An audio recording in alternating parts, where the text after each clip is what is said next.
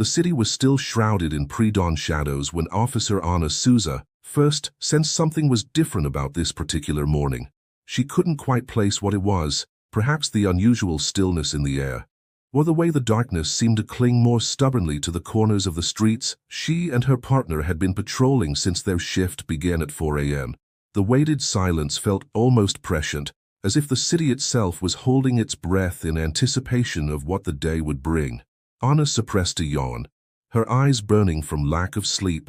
The previous night had been restless, filled with the kind of formless anxiety that often preceded significant events in her life. Now, as she guided the patrol car through the sleeping streets, she couldn't shake the feeling that something was about to change. "You look like you're about to fall face first into the steering wheel," Officer Carlos Oliveira remarked from the passenger seat, his experienced eyes never ceasing their vigilant scan of the quiet neighborhood. After 3 years as partners, he could read her tells better than anyone else on the force. "When was the last time you actually slept?" Anna managed a tired smile, aware of the dark circles she'd noticed under her eyes in the rearview mirror. "Sleep is overrated," she replied, though the weight of exhaustion pressed heavily against her eyelids. "Besides, someone has to keep you awake during these early morning shifts." Carlos chuckled, the sound warm and familiar in the confined space of the patrol car. "There's a convenience store around the corner," he suggested, gesturing ahead. "Why don't we make a quick stop? Get some coffee in you before you start seeing things that aren't there." The suggestion was tempting, and Anna found herself already adjusting their route. The digital display on the dashboard read 5:47 a.m., that liminal time when the city seemed caught between worlds, neither fully asleep nor truly awake. "Just a quick one," she agreed, pulling the patrol car onto a nearly empty street, "though I'm pretty sure the things I see are usually real." The convenience store's fluorescent lights created a harsh island of brightness in the pre-dawn gloom, its windows glowing like a beacon in the darkness.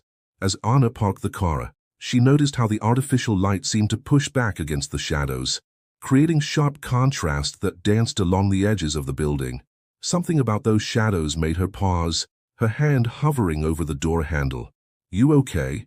Carlos asked, noticing her hesitation.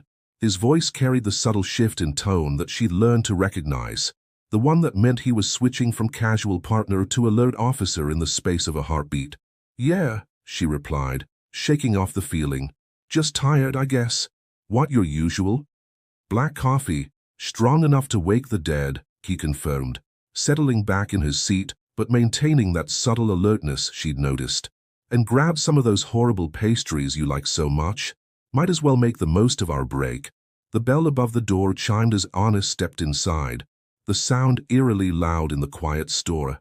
Behind the counter, Wilson, the familiar face of countless early morning coffee runs, looked up from his phone and broke into a warm smile that didn't quite reach his eyes. "Officer Anna," he greeted her, already reaching for the coffee cups. "The usual morning pick-me-up?" "You know us too well, Wilson," Anna replied, attempting to match his cheerfulness despite her fatigue. Something about his demeanor seemed off, a slight tension in his shoulders, perhaps, or the way his smile seemed fixed in place. "2 coffees, strong as you can make them. Looks like it's going to be one of those days." As Wilson busied himself with the coffee machine, Anna's attention was drawn to a sound she couldn't quite place, a low, distant whine that seemed to be coming from somewhere behind the store. She frowned, her police instincts suddenly alert despite her exhaustion. Years on the force had taught her to trust these moments of intuition, these small details that seemed to catch at the edges of her awareness. "Wilson," she called, keeping her voice casual even as her mind began cataloging details. "Everything okay? I thought I heard something." The clerk's shoulders tensed visibly before he turned around, his smile now slightly strained. "Oh, that? Probably just a stray dog. We get them around here sometimes, looking for scraps. Nothing to worry about, officer." Anna nodded, but something about Wilson's response didn't sit right with her. She'd known him for years, known his easy laugh, his genuine warmth, the way he always had a joke ready for the early morning officers who stopped by his store. This nervous, evasive version of Wilson was something new, and in Anna's experience, new behaviors often meant trouble. The whine came again, louder this time, And now she was certain it wasn't just a hungry stray. There was something desperate in the sound, something that made the hair on the back of her neck stand up. "Mind if I check it out?" she asked, already moving toward the back of the store. "Just to be sure everything's all right." "No." Wilson's response came too quickly, too forcefully. He cleared his throat, trying to recover his usual easy manner. "I mean, it's nothing to worry about, officer. Just a dog that's been hanging around.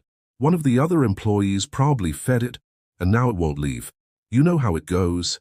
Anna studied Wilson's face carefully, noting the way his eyes darted between her and the back door. The slight sheen of sweat on his forehead despite the early morning chill. The Wilson she knew would have already been back there himself, probably trying to adopt whatever stray had wandered into his orbit. This nervous, evasive behavior was setting off every alarm bell in her head. "I'll just take a quick look," Anna said firmly, her hand instinctively moving to rest on her service weapon. The familiar weight of the holster against her hip provided a measure of comfort as she assessed the situation. Better safe than sorry, right? Wilson's face fell, and he seemed to age years and seconds. The cheerful mask he'd been wearing cracked completely, revealing something darker underneath. Fear, perhaps, or resignation. "Officer Anna, please," he said softly, his voice barely above a whisper. "Sometimes it's better not to look too closely at things, for everyone's sake." The warning in his voice only strengthened her resolve. Years of experience had taught her that when people started suggesting she look the other way, that was precisely when she needed to look closer. "I'll be right back with those coffees, Carlos," she called toward the front of the store, loud enough for her partner to hear. It was their long-established code, a signal that something wasn't right and she might need backup. The back door opened with a protesting creak, releasing a rush of cold morning air that made Anna shiver despite her uniform jacket. The alley behind the store was narrow, hemmed in by brick walls that seemed to loom overhead in the pre-dawn darkness. As her eyes adjusted to the dim light, she saw what had been causing the noise. A large gray American bully, its muscular frame tense and alert as it stood guard over what appeared to be an ordinary paper bag. But there was nothing ordinary about the dog's behavior. Its attention was fixed solely on the bag, growling whenever anyone came too close. This wasn't a stray looking for food. This was a trained guard dog protecting something valuable or dangerous. Anna clicked her radio twice, another signal to Carlos. "I've got something here," she said quietly into her calm, keeping her voice low and steady. "Back alley. Need you to see this." The dog's head snapped up at the sound of her voice, its growl deepening to a rumble that she could feel in her chest. Anna held her position, years of training kicking in as she assessed the situation. The dog wasn't showing signs of aggression toward her specifically. Its posture was defensive rather than threatening. Something in that bag needed to be guarded, and this loyal creature had taken it upon itself to stand watch. "Easy there, buddy," she murmured, slowly reaching for the sandwich she grabbed from her car earlier. "I'm not here to hurt anyone. Just want to make sure everything's okay." The dog's ears twitched at her voice, but its stance remained unchanged. In the distance, Anna could hear the quiet approach of footsteps. Carlos, moving with the careful precision that came from years of experience. She raised a hand to slow his advance, not wanting to spook either the dog or whatever might be in that bag. "What have we got?" Carlos whispered as he came to a stop beside her, his breath visible in the cold morning air. "Dog's guarding something in that bag," she replied, keeping her voice low. "And whatever it is, Wilson didn't want me finding it. He practically begged me not to come back here." Carlos nodded, already formulating a plan. His eyes scanned the scene, taking in every detail. "Distraction? Yeah, I've got a sandwich. Think you can get his attention while I check the bag?" The next few moments unfolded with the precision of a well-rehearsed dance. Carlos took the sandwich, breaking off small pieces as he slowly moved to one side of the alley. His movements were smooth and deliberate, accompanied by soft, encouraging noises that drew the dog's attention. The animal's head tracked his movement, nose twitching at the smell of food, though it remained steadfastly near its charge. Anna began her own careful approach from the opposite direction, each step measured and silent. The early morning chill had settled into her bones, but she barely noticed it now. focused entirely on the task at hand. The dog's growl intensified as she got closer to the bag, but its attention was increasingly divided between protecting its charge and the tempting offer of food from Carlos. "That's it, good boy," Carlos murmured, tossing a small piece of sandwich just far enough to make the dog take a step toward him. "Nobody's going to hurt anything here. We just need to take a look." The dog's internal conflict was visible in its stance, the instinct to guard warring with the basic need for food. Carlos continued his slow retreat, and finally, the dog took a tentative step toward him, then another. Its growl had subsided to a low whine of uncertainty. That was all the opening Anna needed. In one smooth motion, she closed the distance to the bag and carefully opened it, her heart pounding with anticipation and dread at what she might find. The early morning light was still dim, forcing her to rely more on touch than sight as she investigated the contents. What she found made her breath catch in her throat. Inside the bag, curled up and barely moving, was a tiny kitten. Its fur was matted and dirty, its small body trembling with either cold or fear, probably both. But what made Anna's police instinct scream wasn't the presence of the abandoned animal. Tucked alongside the helpless creature were several small packages, carefully wrapped in black plastic and instantly recognizable to any experienced officer as contraband. "Carlos," she called softly, her voice thick with emotion. "You need to see this." Carlos moved quickly to Anna's side, keeping one eye on the dog as he crouched down beside her.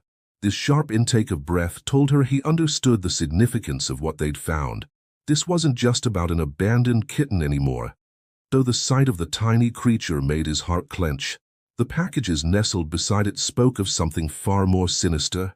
"We need to handle this carefully," he murmured, already reaching for his radio to call for backup. "This could be connected to the drug trafficking case we've been working on." Anna gently lifted the kitten from the bag, cradling its fragile form against her chest. The tiny creature barely stirred, its body cold and frighteningly still. "First things first," she said, her voice tight with concern. "This little one needs immediate medical attention, and our friend here," she nodded toward the dog, who was now watching them with uncertain eyes, "deserves a reward for being such a good guardian." The dog's ears perked up at her words, though it maintained its vigilant stance. Carlos finished his radio call and tossed the remainder of the sandwich to the animal, who caught it mid-air with surprising gentleness.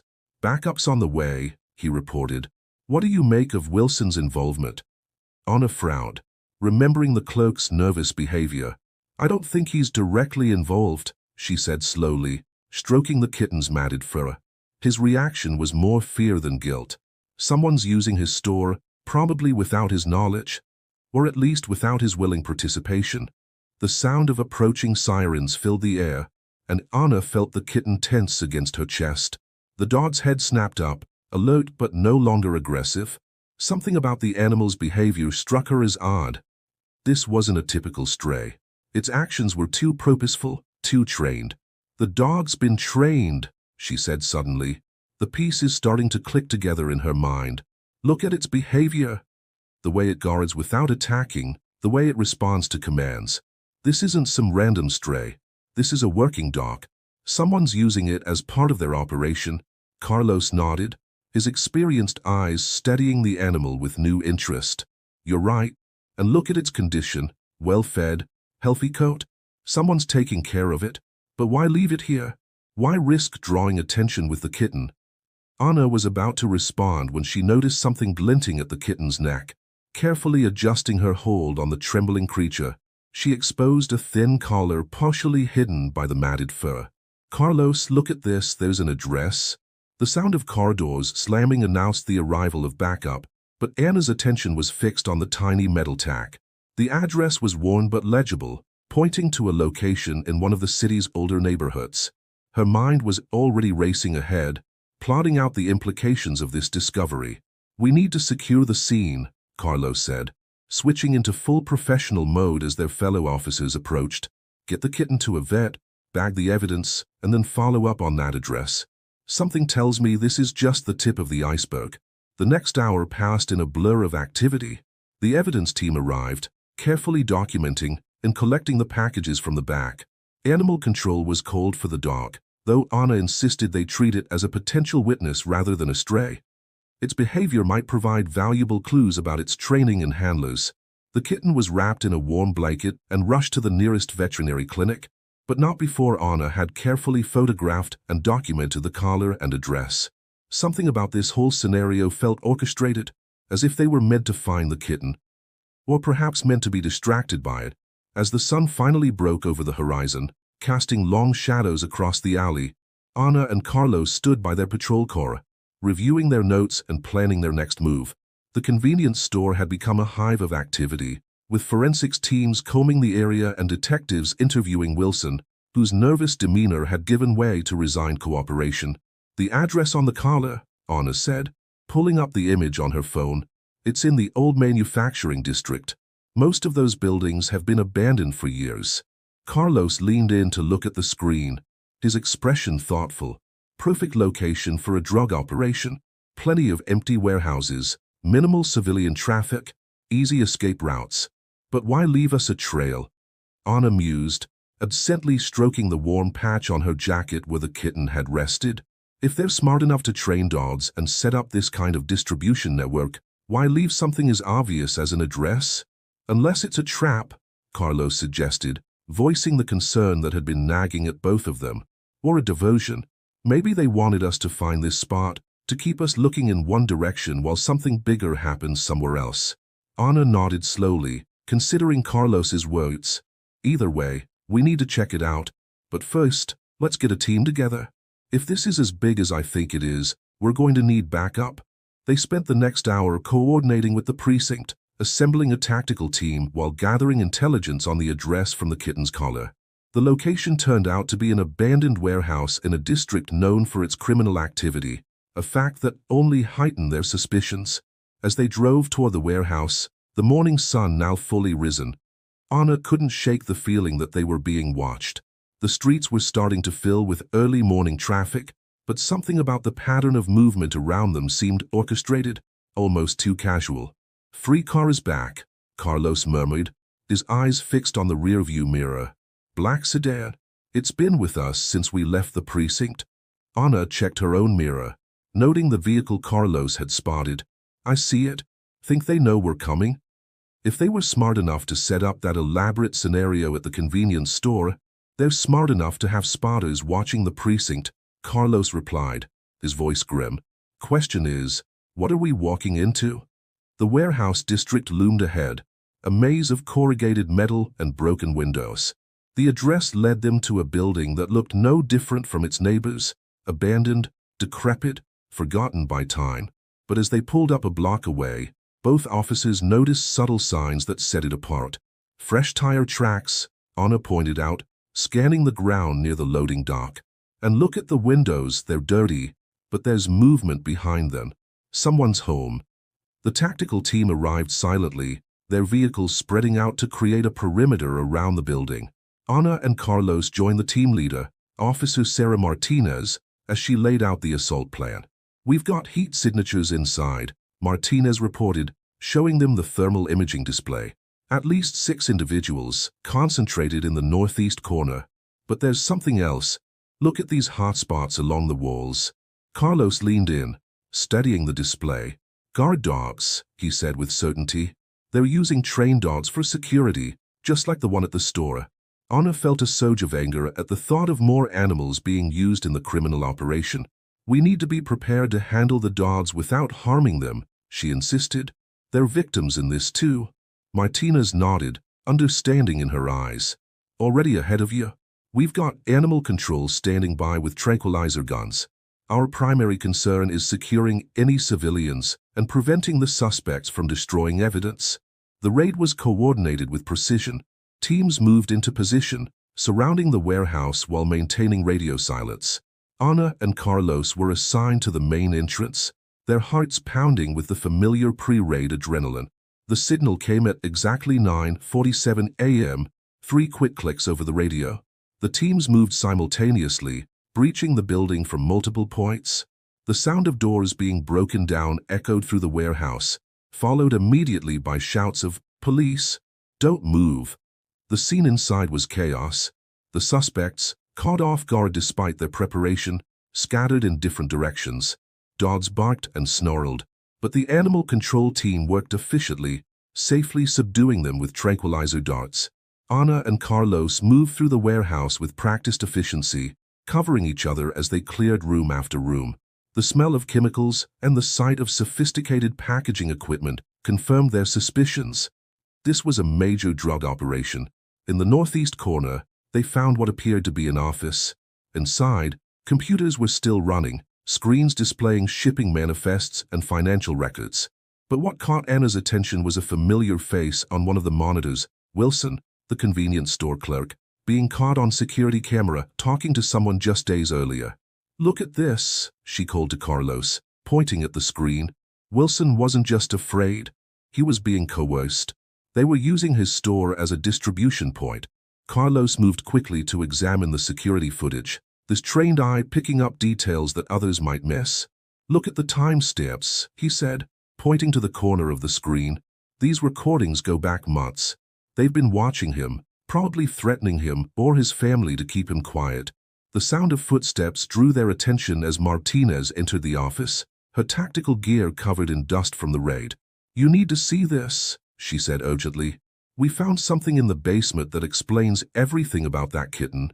Anna and Carlos followed Martinez down a narrow stairwell, their flashlights cutting through the musty darkness.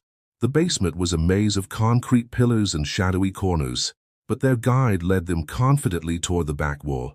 There, hidden behind a false panel, they discovered a room that made Anna's blood run cold. Rows of cages lined the walls, most of them empty now, but clearly used recently. Veterinary supplies were scattered across metal tables, along with logbooks filled with dates and descriptions. But it was the photos pinned to a corkboard that told the real story. Dozens of images of different animals, each tagged with locations and dates. They were using pets as drug mules, Martinez explained, her voice tight with disgust. Pick up strays, or steal pets, implant packages, then abandon them in strategic locations. The trained dogs would guard them until their people could retrieve the packages. Anna felt her hands clench into fists. "The kitten we found was probably too weak to make it to the next drop point," Carlos finished, his face grim. "And that guard dog wasn't just protecting the packages. It was trained to watch over the animals too, make sure nobody else picked them up." A commotion from upstairs interrupted their discussion. "Suspect in custody," crackled over their radios. "Found him trying to access a hidden room in the loading dock." They rushed back upstairs to find two officers restraining a man Anna recognized immediately from Wilson's security footage. The suspect was well-dressed, his expensive suit now dusty from his attempted escape, but it was his eyes that caught Anna's attention, cold and calculating, even in defeat. "James Reeves," Martinez read from the man's ID, "owner of several legitimate shipping companies in the area. Looks like he was using them as a cover for his real business." Anna stepped forward, meeting Reeves' icy stare. "Where are the other animals?" she demanded. "The ones in your photos, where are they now?" Reeves smiled, a gesture entirely devoid of warmth. "Officer, I have no idea what you're talking about. I'm just a businessman who happened to be in the wrong place at the wrong time. My lawyer will be very interested in how you came to raid my property." "Your property?" Carlos interjected, holding up one of the logbooks they'd found. "According to city records, this building has been abandoned for years, and I'm sure your lawyer will be very interested in these records of your business practices." The smile faltered slightly, but Reeves maintained his composed demeanor. "Those could belong to anyone. You have no proof connecting me to any illegal activities." "No?" Anna pulled out her phone, showing him the image of the kitten's collar. "Because this address was carefully chosen, wasn't it? You wanted us to find this place? The question is, why? What were you trying to distract us from?" A flicker of something, surprise, concern, crossed Reeves' face before he could mask it. Anna knew they'd struck a nerve, but before she could press further, Martinez's radio crackled to life. "All units be advised," came the dispatcher's voice. "We've got reports of multiple suspicious packages being discovered at pet shelters across the city. Animal control is responding, but they're requesting police backup at each location." The pieces suddenly clicked into place. This wasn't just a distribution center, Anna realized, looking around the warehouse with new understanding. It was a training facility. They were perfecting their system here before rolling it out across the city.